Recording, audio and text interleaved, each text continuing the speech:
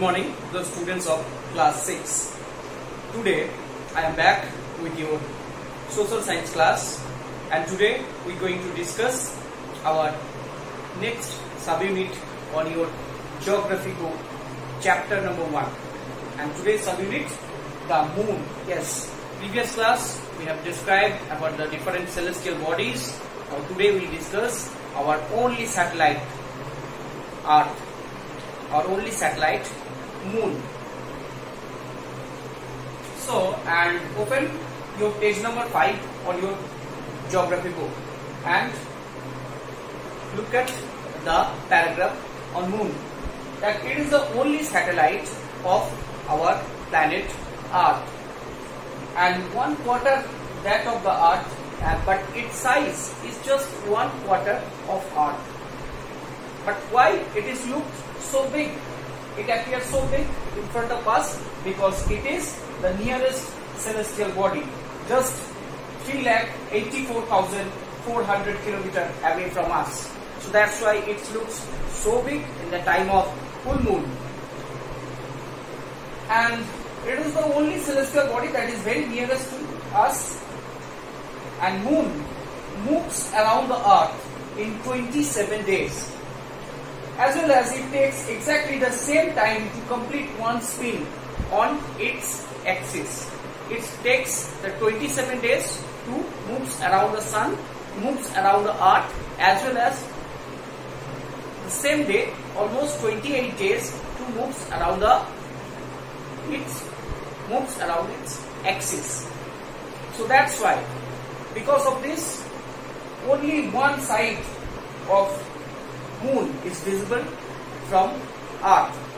Okay, and though it is the similar like earth, but the conditions of moon not favorable for life. There were no oxygen, no water, and no helpful material for life. And the moon, the surface of the moon is full with the big mountains, the dead volcanoes, craters, some craters of dead volcanoes, some depressions, and most of these depressions are created by the meteorites. And when in the day of full moon, you can clearly observe all those depressions of all these craters as a black spot on the moon.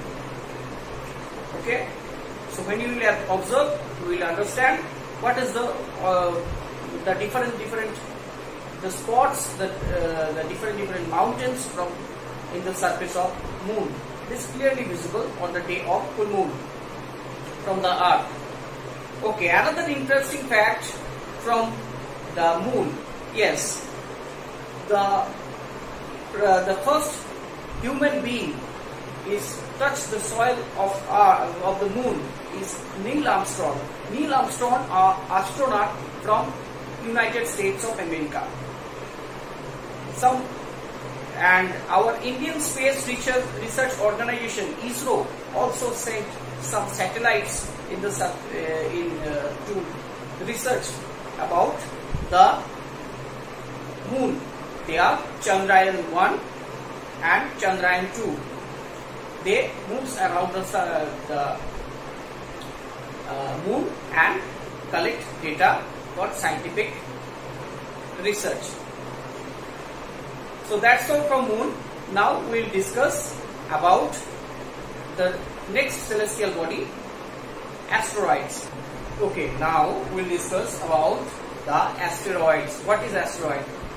That there are numerous tiny celestial bodies. There are tiny numerous celestial bodies are moved around the sun, and those celestial bodies are called asteroids, and they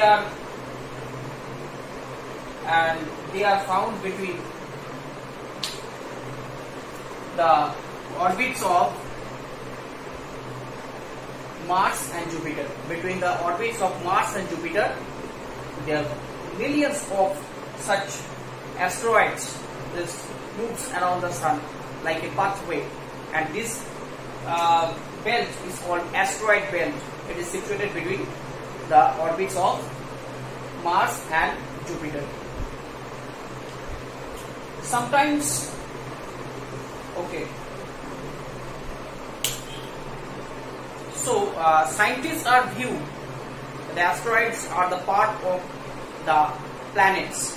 Long ago, explosion or due to the creation of those planets, these parts of the planets are disattached from their main planetary body and roaming around the sun, started roaming around the sun. So these are asteroids. Okay, now another celestial body that was present in the outer space, these are called meteoroids.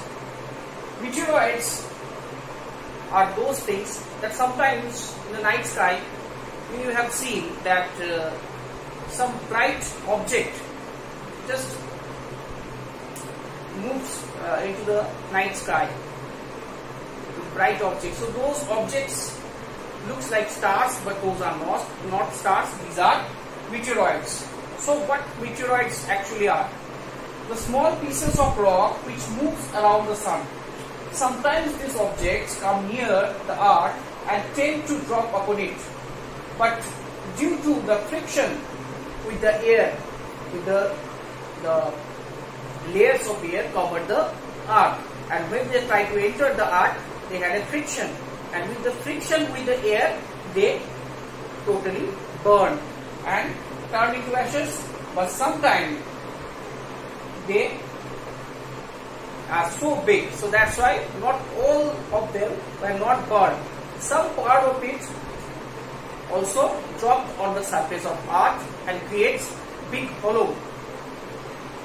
So, and this type of incident are very often in the surface of earth, and the biggest incident of this hit of the meteoroids on the surface of earth happened in Arizona, in United States. Before the huge meteoroid struck on the surface of earth on Arizona, and it creates a huge hollow or crater, and it's so huge you cannot imagine without seeing it.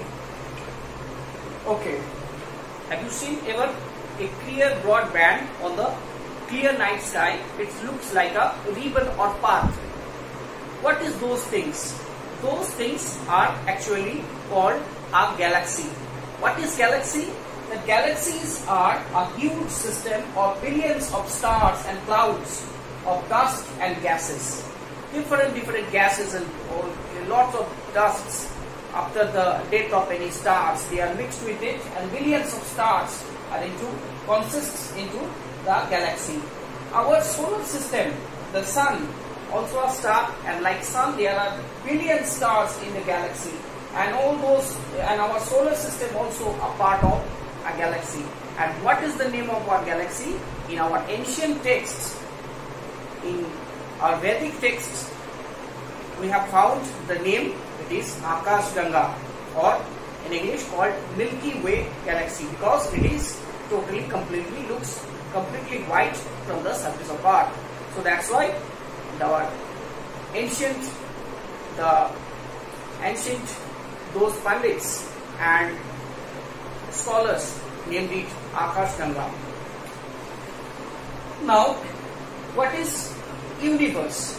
So there are millions of such galaxies that make an universe. The universe is a huge entity. It consists billions of galaxies and those stars and planets and all other celestial bodies. And in a universe, and sometimes those galaxies formed, the scientists also given different name. That is a galaxy. A lot of galaxies can form a cluster of galaxies, and lot of clusters can form a super cluster, and a universe consists that kind of different trillions super clusters. So it's a huge entity. It is beyond our imagination, and this is called universe. So can you imagine yourself as a part of this huge universe, that we are a small human being living in the planet Earth, and there are our solar system. Outside our solar system there is a the galaxy, and outside galaxy there are clusters, super clusters, and this universe. So you are also a part of universe. I hope you have understood this subunit.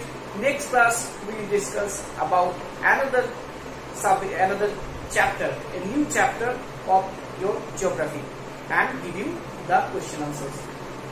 See you then. Don't forget to like and subscribe our channel. Thank you.